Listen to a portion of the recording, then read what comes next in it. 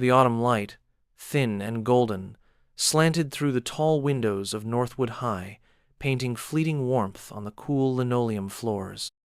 It was in this gentle light that Thomas Vance, new to the town, new to the school, first performed the kind of act that defined him, an act as quiet and unassuming as the boy himself.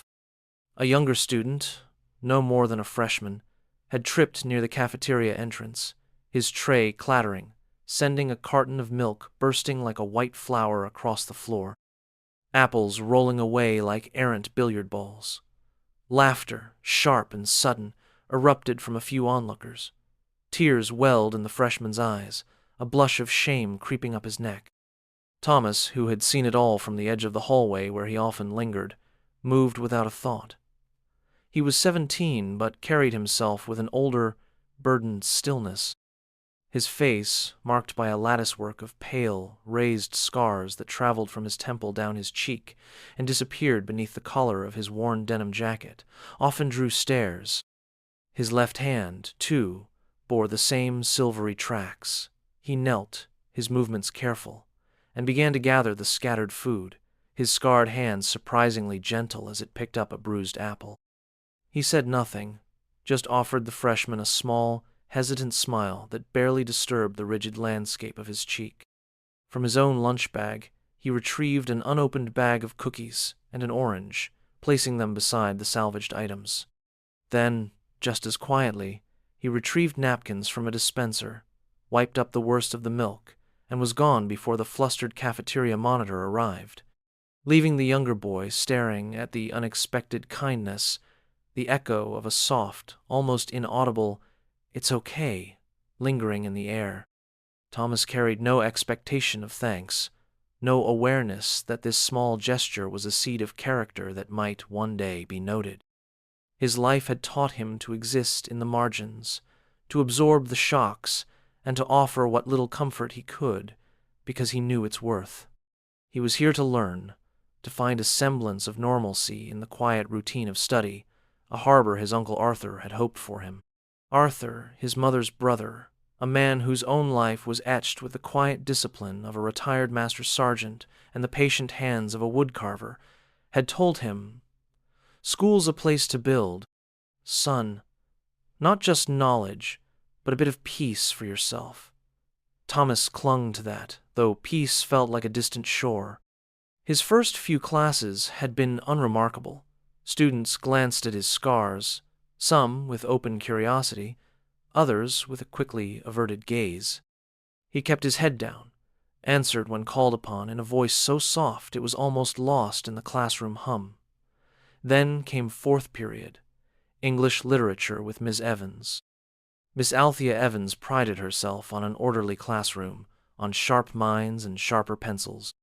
She was a woman who believed in rules and the smooth running of things, and the sight of Thomas, day after day, with his disfiguring scars so prominently displayed, was, to her, a disruption. She found her gaze snagged by them, felt a ripple of discomfort she translated into concern for classroom atmosphere. She told herself it was for the other students, for their focus, their unburdened sensibilities. Today, as Thomas sat hunched over a copy of The Old Man and the Sea, tracing the lines with a finger, Miss Evans made her decision. When the bell rang, signaling the end of the period, she called out, "Thomas, could you stay behind for a moment, please?" Thomas looked up, his gray eyes, usually so guarded, showing a flicker of apprehension. He nodded, waiting as the other students filed out, their chatter fading down the hall. Miss Evans approached his desk, her face set in an expression of detached professionalism. "Thomas," she began, her voice crisp, "I've been meaning to speak with you. It's about your appearance."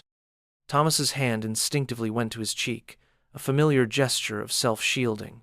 He said nothing, merely watched her. "While the school is, of course, inclusive," she continued, choosing her words with a precision that felt like tiny cold stones, "the visibility of your injuries is proving to be a distraction. Some of the other students find it unsettling, and frankly, it disrupts the learning environment." Thomas felt a cold knot tighten in his stomach. He'd heard whispers, seen the stairs, but this direct assault, cloaked in the language of concern, was different. It was a formal dismissal of his very presence. "So," Miss Evans concluded, avoiding his direct gaze now, "I'm going to have to ask you to find a way to cover them. Perhaps a high-collared shirt, or, well, perhaps it would be better if you arranged for home tutoring until they've faded somewhat. For the sake of the other students, you understand." She handed him a folded note. "Please, take this to Principal Davies. He'll discuss the options with you." He took the note, his scarred fingers trembling slightly. The word faded echoed in his mind. These marks were not a passing blemish. They were etched into him, a testament to a past that would never fade. He looked at Miss Evans, a deep, unreadable sorrow in his young eyes, but he only nodded. "Yes, ma'am," he whispered, his voice barely audible. He turned and walked out of the classroom, the note clutched in his hand, a fresh wound added to the old. Principal Alistair Davies was a man who preferred his days to run on predictable tracks. He was midway through a budget report when his secretary buzzed him. "Mr. Davies, Thomas Vance is here to see you." Miss Evans sent him with a note. "Send him in, Martha." Davies sighed, setting aside the report. He was a portly man, his face usually amiable, but today it was creased with the mundane frustrations of administration. Thomas entered, a shadow of a boy, and handed him the note. Davies read it, his eyebrows rising slightly. "Miss Evans feels your scars are a distraction, Thomas." He looked at the boy, truly looked at him, perhaps for the first time. He saw the way Thomas held himself, the quiet resignation in his posture. There was a story there, Davies sensed, one that Miss Evans's tidy note failed to capture. She said, "It's for the other students," Thomas offered, his voice low, his gaze fixed on a point somewhere near Davies's worn leather chair. Davies felt a prickle of unease. There were policies, of course, about maintaining a conducive learning environment, but this felt wrong. It felt like a failure of compassion, a coldness that settled ill in the warm afternoon light filtering into his office. Yet he was a man of procedure. "Well, Thomas," he said, trying for a tone of gentle authority, "I understand this must be difficult. Perhaps it would be best if you went home for today. We can talk more about this tomorrow, you and I, and your guardian." He knew Thomas lived with an uncle. "We'll find a solution." Thomas nodded, relief and a deeper weariness warring in his expression. "Yes, sir. Thank you." He turned and left, the principal's office feeling like just another room where he didn't quite belong. Davies watched him go, the boy's slight frame disappearing through the doorway. He picked up Miss Evans' note again, a frown settling on his face. He made a mental note to speak with Althea Evans. Something about her reasoning felt hollow, a convenient excuse for a discomfort she wouldn't name. He sighed, returning to his budgets, but the image of Thomas's scarred face and the quiet dignity in his eyes lingered, a dissonant chord in the otherwise orderly symphony of his day. That evening, as the autumn wind rustled the leaves outside his window, Alistair Davies was attempting to unwind with a book when the telephone rang. He glanced at the caller ID. Unknown number. He usually let such calls go to voicemail, but something made him answer. "Principal Davies?" a voice inquired, calm, measured, with an undeniable undercurrent of authority. "Yes, this is he. Sir, this is Colonel James Harrison. I'm calling from the Pentagon." Davies sat bolt upright, his book sliding unheeded to the floor. The Pentagon? His mind raced. Was this a prank? A security issue? Colonel Harrison? He repeated, a tremor of apprehension in his voice.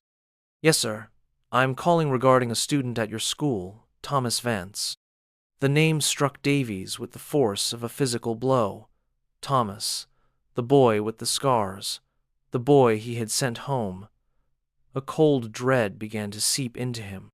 "I understand," Colonel Harrison continued, his voice devoid of accusation but heavy with unspoken significance, "that Thomas was asked to leave school today due to concerns about his appearance. There was an incident with a teacher, Colonel," Davies stammered, feeling his carefully constructed composure begin to crumble. "A misunderstanding, perhaps. I was planning to address it tomorrow." "Principal Davies." The Colonel's voice softened slightly, but lost none of its weight. "I think it's important you understand who Thomas Vance is. He is the son of Major Samuel Vance and Dr. Eris Thorne Vance." The names meant nothing to Davies, but the Colonel paused, as if allowing them to settle. Major Vance was awarded the Distinguished Service Cross posthumously. Dr. Thorne Vance was a field medic with Doctors Without Borders. They were both killed 3 years ago in a non-combatant zone during an evacuation they were overseeing in Kandahar Province, Afghanistan. Davies felt the blood drain from his face. He could hear the wind moaning outside, a mournful sound that suddenly seemed to echo the hollowness growing within him. "Thomas was with them," Colonel Harrison stated, his voice now imbued with a quiet reverence that sent shivers down Davies's spine. "He was visiting his parents, a brief respite they had carved out. His father was escorting a small convoy with his mother and some local children they were trying to move from a village that had become unsafe. Their vehicle was hit by an improvised explosive device. Major Vance and Dr. Thorne Vance were killed instantly." The Colonel paused, and Davies could hear the faint, almost imperceptible sound of him taking a breath. Thomas, who was then 14, was severely injured. Despite his own wounds, and before any rescue teams arrived, he managed to pull 2 younger children from the wreckage. He shielded them with his own body when secondary explosions went off. The scars he bears, Principal Davies, are not just scars. They're a testament to a courage most grown men will never know. He saved those children's lives at great personal cost. Silence filled the line, thick and heavy. Davies was speechless, the reality of what the Colonel was saying crashing down on him with devastating force. Evans's clinical words, distraction, unsettling, now sounded like sacrilege. His own procedural response felt like a betrayal. His uncle, Master Sergeant Arthur Jenkins, retired, contacted an old service friend of mine, Colonel Harrison explained. "Arthur is Thomas's legal guardian, a good man. He's been trying to give Thomas a normal life, a chance to heal, not just physically, but in here." Davies could almost hear the Colonel tap his own chest. Northwood High was supposed to be a new start, a safe place. The implication hung in the air, unspoken but clear. It had not been. "Colonel," Davies finally managed, his voice thick with a mixture of shame and horror, I had no idea. I am profoundly sorry." The words felt inadequate, empty. "I'm not calling to assign blame, Principal," Harrison said, though a certain weariness had crept into his tone. "I'm calling to ensure that boy is treated with the respect and understanding he has more than earned. He's a hero's son, and a hero in his own right. He shouldn't be made to feel ashamed of the marks of his bravery or his survival." "He won't be, Colonel," Davies vowed, a new resolve hardening within him. "I give you my word. This will be rectified. Immediately." "I trust it will be, Principal Davies. Thomas deserves that much. His parents gave everything. The least we can do is ensure their son finds some peace and acceptance." The line went quiet for a moment, then, "Thank you for your time, Principal." And then, the click of the disconnect. Alistair Davies sat in the deepening gloom of his living room, the telephone receiver still pressed to his ear, listening to the dial tone drone like a dirge. The ordinary world around him seemed to have receded, replaced by images of fire, courage, and a young boy's unimaginable ordeal. The weight of his institution's failure, his own failure, pressed down on him, immense and suffocating. He thought of Thomas's quiet eyes, the way he'd accepted Ms. Evans's cruel dismissal, his own polite but firm sending him away. A profound shame washed over him, hot and stinging. He didn't sleep much that night. His mind replayed the colonel's words, the story of Thomas Vance, a boy who had walked through fire and emerged carrying not just his own pain, but the survival of others. The budget reports, the daily squabbles, the petty administrative tasks that usually consumed him, all seemed trivial, almost obscene, in the face of such a stark human tragedy and such profound, quiet heroism. The first gray light of dawn found Alistair Davies already at his desk at Northwood High, a plan forming in his mind, fueled by a deep well of remorse and a newfound, urgent sense of purpose. His first act was to summon Miss Althea Evans to his office.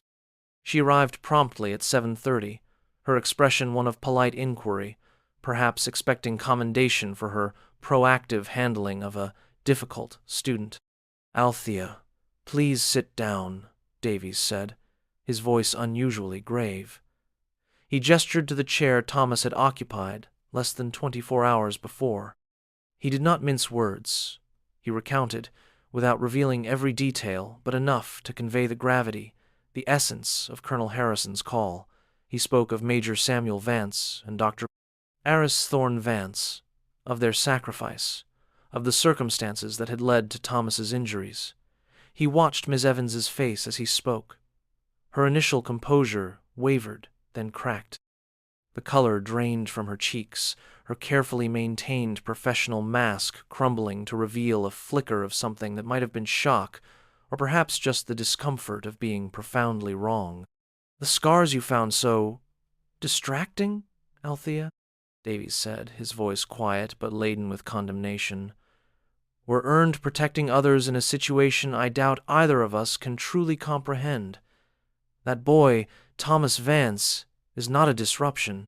He is a lesson in courage and resilience that we should all be humbled to learn from." Miss Evans stared at her hands, now clasped tightly in her lap. I didn't know," she whispered, her voice barely audible. "I was only thinking of the other students, their concentration." Her words trailed off, sounding feeble even to her own ears.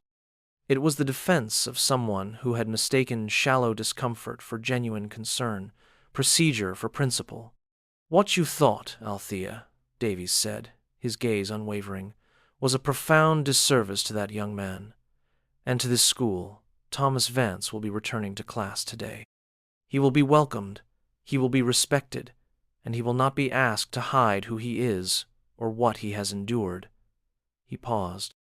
"I will be addressing the student body this morning at an all-school assembly, not to single Thomas out, but to speak about empathy, about hidden battles, and about the true meaning of strength." Miss Evans nodded, her eyes downcast. "I understand, Principal." Whether it was true understanding or merely acquiescence to authority was unclear. She looked smaller, diminished.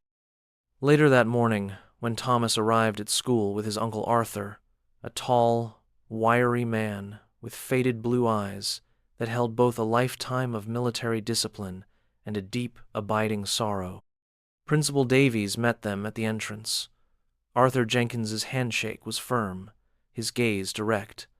He didn't say much, but his presence spoke volumes of quiet dignity and protective love for his nephew. Davies led them to his office. "Thomas," he began, his voice thick with an emotion he didn't try to hide. "Arthur, please sit. What happened yesterday? It was a failure. A failure on my part, and on the part of this school. There is no excuse for what you experienced, Thomas.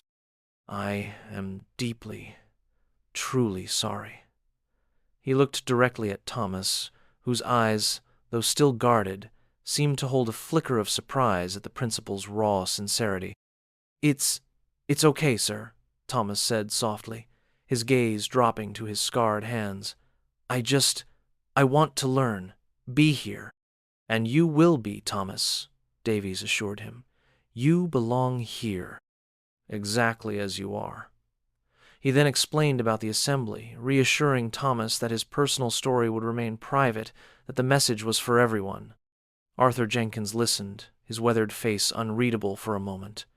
Then he gave a slow nod. Appreciate that, Principal. Kid's been through enough. Just wants a bit of normal.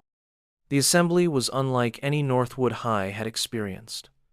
Principal Davies spoke with a passion and conviction that startled the students and faculty alike. He spoke of courage, not just on battlefields, but in everyday life, of the invisible wounds people carry, and the visible ones that sometimes tell stories of incredible bravery. He urged them to look beyond surfaces, to practice kindness, to understand that everyone is fighting a battle they might know nothing about. He never mentioned Thomas by name, but the message was clear. A hush fell over the auditorium, a contemplative silence that was more impactful than any applause. When Thomas walked into Miss Evans's English class later that morning, a strange quiet fell over the room. Heads turned, but the stares were different now. Less curiosity, more a hesitant respect, a dawning awareness. Miss Evans stood by her desk, visibly flustered. She looked at Thomas, opened her mouth as if to speak, then seemed to think better of it. She simply nodded, curtly, and said, "Take your seat, Thomas." It was not an apology, not a moment of profound connection, but it was, perhaps, the beginning of a retreat from her earlier, colder certainties. For Thomas, it was enough. He didn't need grand gestures, only the quiet space to exist. In the weeks that followed, a subtle shift occurred. Thomas remained quiet, observant, but the shadows around him seemed to lighten. Students, once wary, began to offer small, tentative gestures of inclusion, a shared smile in the hallway, a classmate asking for his opinion on a book, someone in art class complimenting a drawing he'd made, a sketch of a bird in flight, its wings detailed with an almost painful precision. He even found himself offering to help the freshman he'd aided in the cafeteria, this time with a tricky algebra problem. The boy, remembering the earlier kindness, accepted with a grateful grin. One afternoon, Principal Davies, walking past the library, paused. He saw Thomas sitting at a table with two other students, heads bent together over a textbook, Thomas patiently explaining something, a rare, small smile gracing his lips, a smile that seemed to soften the harsh lines of his scars, making them less a mark of past trauma and more a part of the landscape of a resilient young face. Davies felt a warmth spread through him, a sense of a fragile peace taking root. A few days later, a small package, wrapped in simple brown paper, appeared on Principal Davies' desk. There was no note, no sender identified. Inside, nestled on a bed of wood shavings, was a small, exquisitely carved wooden bird, its wings outstretched as if caught in mid-flight, its form both delicate and strong. Davies knew instinctively that it was from Arthur Jenkins, a silent acknowledgement, a gesture of thanks that spoke more eloquently than words. He picked it up, the smooth, polished wood cool against his palm. It felt like a symbol of hope, of resilience, of a spirit taking flight despite its burdens. That evening, Alistair Davies stood at his office window, watching the last of the students leave. The autumn air was crisp, carrying the scent of wood smoke and decaying leaves, the melancholic perfume of a season turning towards rest and renewal. He saw Thomas walking with a couple of other students, a textbook under his arm, his gait a little easier, his shoulders a little less hunched.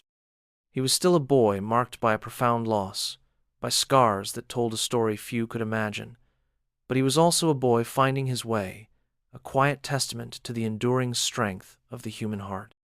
Davies held the small wooden bird, its perfect form a comfort in his hand. The call from the Pentagon had shaken his world, stripped away the complacency of his routine, and reminded him of the profound, often hidden, currents of human experience that flowed beneath the surface of ordinary life. It had been a hard lesson, a humbling one, but one that had planted seeds of a deeper understanding within the walls of Northwood High and within his own heart.